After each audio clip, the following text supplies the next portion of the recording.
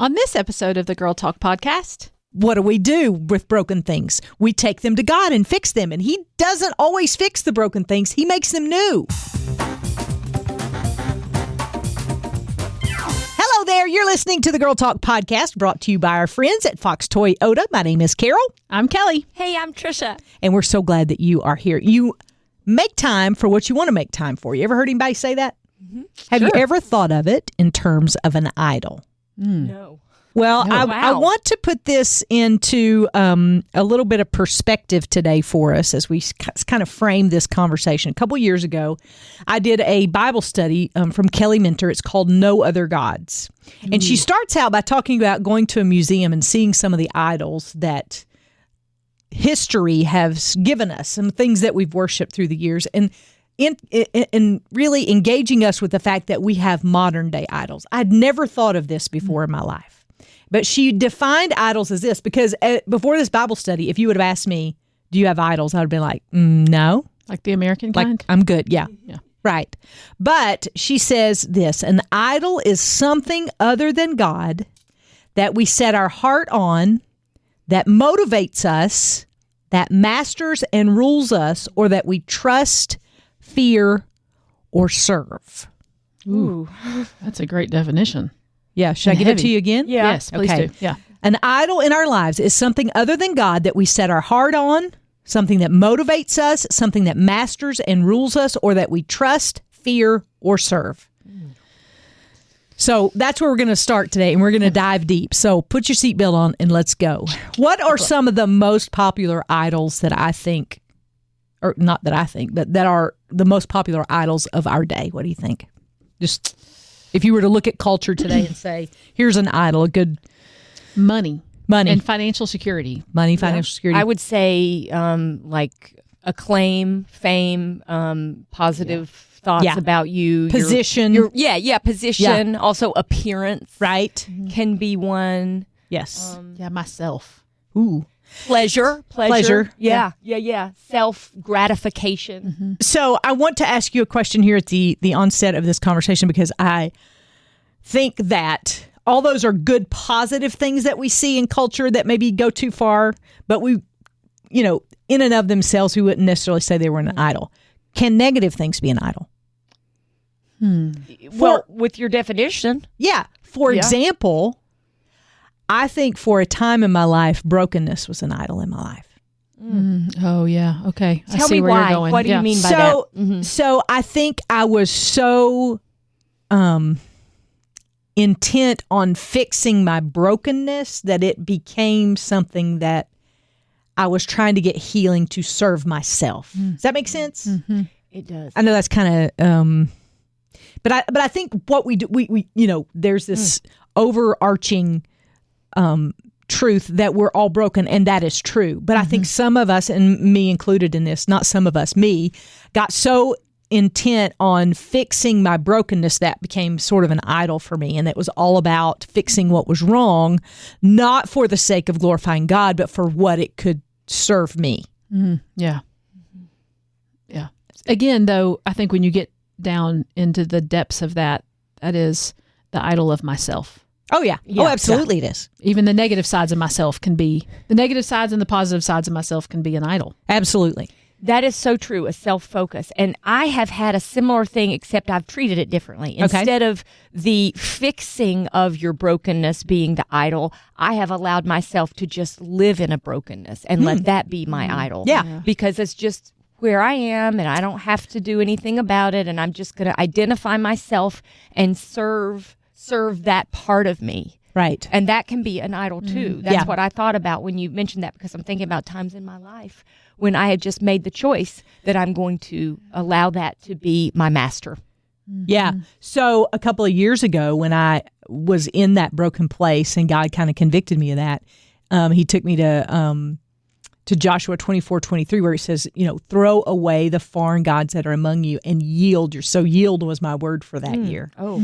And I want to go there because I think yielding is part of the prescription to take something from being an idol to putting it in its proper place. And I wanted to see if you guys think that as well, because for me, that was a critical step that God was like, you got to yield that brokenness to me, but also yield to the work that I want to do through you and through the brokenness, and not make the brokenness the ultimate thing. Because what do we do with broken things? We take them to God and fix them. And He doesn't always fix the broken things. He makes them new.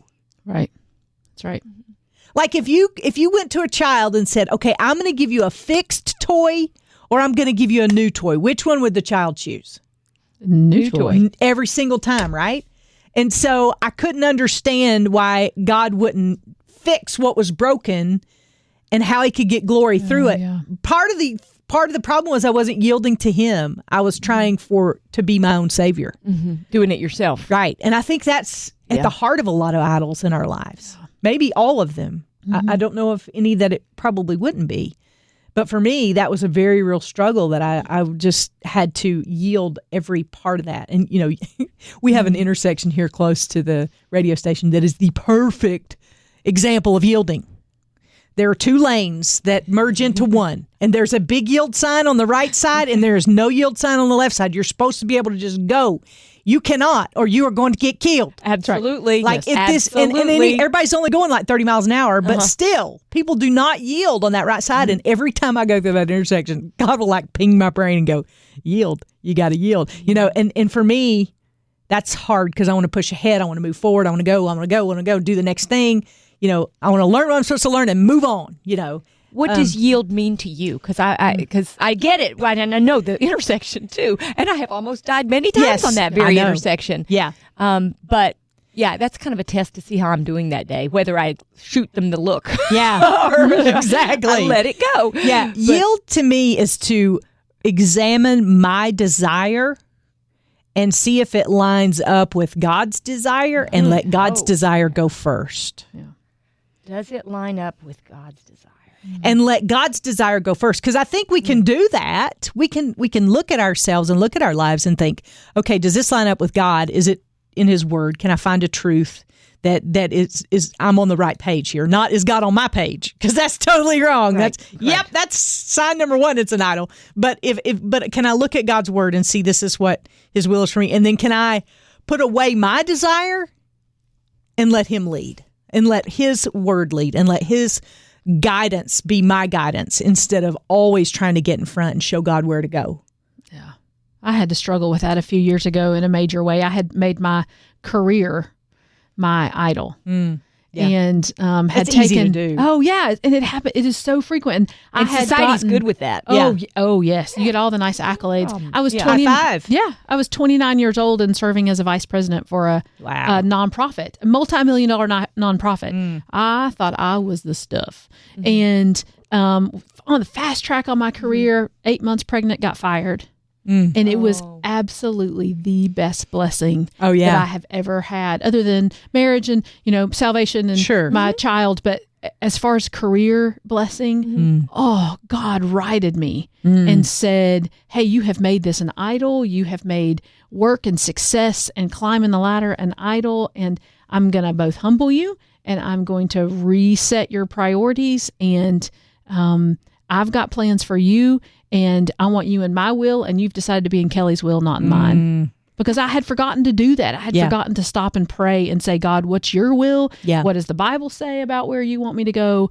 And it was hard. It was a really hard time, but wow, what blessings came on the backside of it. Well, that's what I want to hear about, the hard part about that, because that I can see you saying that, and I think to myself, but that must have been really painful. Oh yeah, it was. Well, and to add insult to injury, it was a friend, a very dear friend that let me go. And it was very painful, especially because I had really worked hard to get to this place in my career. And but at the end of the day, I knew that God was going to take care of me. Whatever it was, He had a plan for. He was going to take care of me. So I want to interject and ask you a question here, because I know this was true for me. Did you get to know God in a new and fresh way in that experience? Absolutely. See, that's the way with me. Mine was not professional, but mine was personal, and I've talked about it before, going through divorce. I thought only God used perfect people, and it's a mystery to me because it's not. Have you ever read the Bible? Like, no perfect people in there, just one. His name's Jesus. Truth. But my whole idea of ministry was living the perfect life and doing all the right things, and I was doing that, and then life fell apart, and my world crumbled, and I plunged into the depths of despair and thought, I don't really know how to recover from this, but. And I didn't know it till years later that was I don't suggest divorce ever, because even the best divorce is worse than a bad marriage. Now, I don't, if you're being abused, I don't mean that, but I absolutely get the help that you need. But I often tell my married friends, I know you're unhappy now, but divorce is more unhappy for you. So I encourage people to stay married. But in that moment, I realized that God was able to do that shift in me because I learned things about God that I wouldn't have known any other way. Mm-hmm. Like I tell people all the time, I said I had an accessory faith. It was a very nice thing to have in addition to my very nice life. When I lost all those things, I found the one thing that I only ever had. Mm-hmm. And that was Jesus. And got to know him in some very, really practical ways. Like provider, I didn't know as a single mom how I was going to be able to make it, Yeah. Well, and it also makes you start to question who you are. What is your identity? For sure. That was for me. That was the thing that it made me do, was question what have I put my identity in? Mm-hmm. And my identity had gotten wrapped up in my career, maybe for you wrapped up in your marriage or in your ministry, and not wrapped up in the fact that I'm a child of God. And that he is on the throne and has a plan for my life and knows better than I ever will about where I should go and what I should do. I think exactly. You can tell what your idol is when you put so much stock in it, and it's so painful when it's taken away. Yeah. And that can be, our pastor always said, it can be a good thing, but when it becomes a God thing, it is a bad thing. Right. Well, and I mean, in the definition, what motivates us. Yeah. What masters us, what rules us, what we set our heart on. Mm-hmm. I mean, even the definition of it there for me is so powerful. Yeah. Mm-hmm. I think it takes digging to really understand this. I appreciate, because you guys have a lot of, you can look back and see how God identified something and how he walked you through when it was taken away. Yeah. But I think this is a tough one to really figure out when you're living day to day. For the longest time, I really thought that an idol for me was playing tennis or doing like a sport, because that was kind of what I thought about on my off hours. I would put that ahead of sometimes my family. I would be training for it and thinking about it and obsessing on it and spending all this time. And God revealed to me that it's deeper than that. It's not tennis, it's pride or the desire to have someone go, "Oh, I see what you did there," or "Good job," or "Attaboy." So it you have to dig a little bit to see what it is, and sometimes the symptom is one thing, but it's the deeper cause that God's trying to root out. Well, in your example, in Kelly's example, and in my example, all I think pride is the root. Mm-hmm. Absolutely, yeah. Like, so is that maybe we've uncovered something there? Do you think pride is the root of all things that are become idols? It might be. I mean, it has some implications. What have we stumbled on here, girls? And self. Yeah. That self-focused piece of it. Those things, I think, are completely intertwined. Yeah. Self and pride. And we love ourselves more than we love God. And that's it. And that becomes an idol. Yeah. And so, okay, we've talked about different idols that we've all dealt with and times that we've gone through.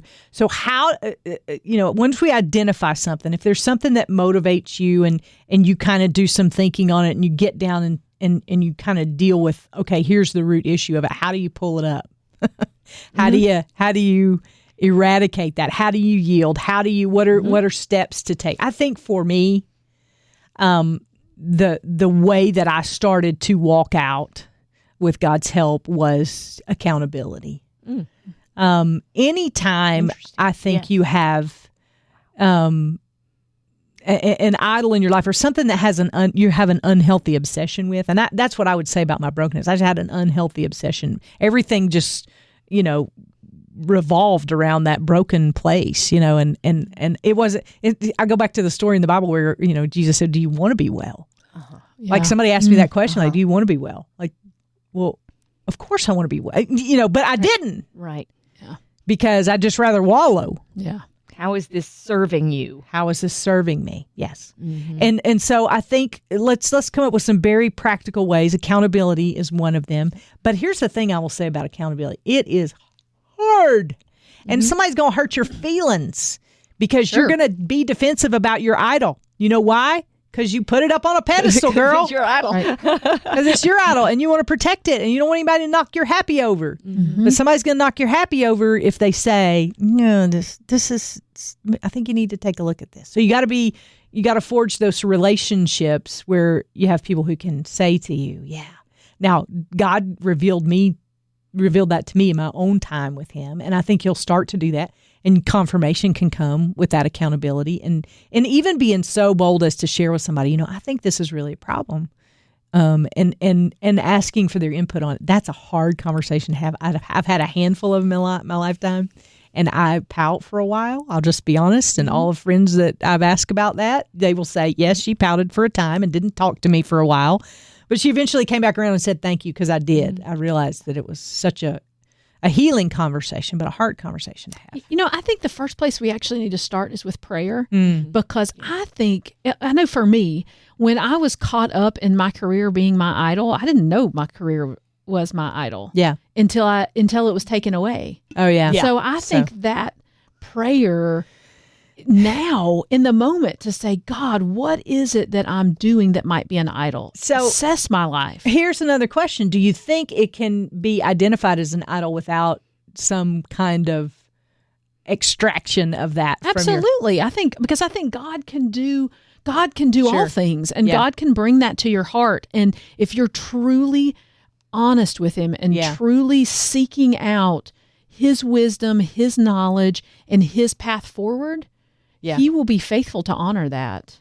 I agree with that. I think getting honest with God, just pouring out to him, and at least for me, I knew when I was putting it as an idol. I knew when I was prioritizing it. So it took me being honest with God. And I could tell somebody else in my life how this was going to honor God. Like I came up with some sort of ways of thinking about it in a way that might sound like, oh, that's perfectly fine to do that. I'm trying to honor God in this way. Yeah. You can do that. But when that's called justification. Yeah, exactly. The wrong justification. Just if you need a word for it, because I'm very good at that, by the way. Yeah. But I couldn't do that with God. Right. If I'm really being honest with God, it's just like, okay, we both know this is going on here. Yeah. And I think journaling is very helpful to uncover that in your time with God. Right. Agreed. Yeah. That has helped me. Oh, my goodness. And we've discussed this on the program. If I ever pass away suddenly, y'all are to go to my house, burn the journals, dig a big hole. We're doing that for all of us, right? I mean, this is pinky promise kind of deal, and you too. We'll just send us your journal. That's right. But it is true. A lot of that comes out in the journaling process, especially if you feel like that is your gift and you process that way. It can help you process through. So be honest with God. Accountability, journaling, anything else that you would throw into the mix? Yeah, I think just that constant prayer of asking God to fix it. Fix me, Lord. Help me set my heart on you. Help me replace whatever the idol is with you and you only. Yeah. And that takes daily recommitment. Oh, yes. So true. Oh, yeah. You could be real strong one day and the next day. And sometimes it takes multiple times. But I will say, on the flip side of that, if you fail, don't be afraid to ask again. True. Sure. Truth. Because the older I get, the more I'm realizing that this is about progress, not perfection. And if you identify that idol and a week from now, you're like, okay, I know it's an idol. I confess that, Lord, please forgive me. Set my heart right again. Set me straight. And then next week, you're like, oh, I'm back at the same place. don't resign yourself to living a life there. Mm-hmm. Know that there is grace for that place and that you can realign and reset and start all over again. Absolutely. I remember somebody saying, you can tell if it's an idol if it takes over your thoughts. So one way you can start to delve into this is ask yourself, what are you thinking the most about? The thing that rules your mind is the thing that's ruling your heart. And so that can help you identify what it is you're thinking about. For me, what it is I'm thinking about. How much of my time am I spending moving in this direction? And then having the grace when you kind of fall off that, going to God for his grace. But that to me was very helpful. Yeah, and I will say this too, just to kind of just add a little piece on top of that. I don't think we as women, maybe I'm wrong about this, spend enough time thinking about what we think. Like we just think this is the way I am, this is how I feel, and this is just the way it is. And that's not true. That's not true. You can actually give time and intention to thinking about what you're thinking and then identifying those things. Before, I will say I'd never thought about those things before. And then it would come out in my writing. I had a blog at the time, and I would blog, and I'd be like, oh, my word, everything's about brokenness. And that's how God began to say, you might have a problem down here, and so clean up on all three. Right, and 4 and 5 and 6 and 7. But that's kind of how I identified it. But I had never stopped, stop the madness, press pause, spend 10 minutes in your car a day just thinking about what masters your mind, and what you fill your mind up with. That has been one of the things in our small group we've been talking about a lot. Like, this is not just the way you are. It's not just emotions. It's not just all those things, but you actually have control over that. It's choices. Choices. Absolutely. It's choices. So spend time with God. What are you going to say? Or say that, and those idols too that we've put in our lives keep us from submitting to God's will. Oh, yeah. Hey, I just thought of something. Do you think kids can be an idol? Oh, absolutely. Absolutely. Absolutely. As can our spouses. Marriages. Good. Yeah. Good All things. kinds of Yes, stuff. yeah. Good things can even be an idol. Yeah. And so I think we have to just really be intent on examining, hey, God, would you show me if there's anything in my life that is more important than you? And when you put it that way, my goodness, that's some honest conversation right there. And then find a girlfriend and say, hey, would you be willing to work through that question with me? And you can do the same. And not only is it going to deepen your relationship with each other, but you are going to learn more how to pray for your friend as you struggle together to dethrone those idols in your life. Yep. We want that for you. We want you to live the abundant life that God has promised for those who love him, and that is our desire.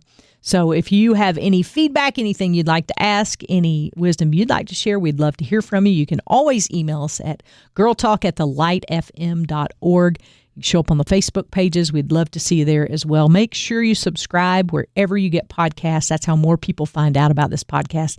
And the whole point of them finding out about this podcast is not so they'll know Girl Talk, it's so they'll know Jesus. That is why we do this each and every week. We want to thank our friends at Fox Toyota of East Tennessee for their support and friendship. And man, we could not do it without their help. So we will see you next time we gather around these microphones for the Girl Talk podcast. Thanks so much for joining us.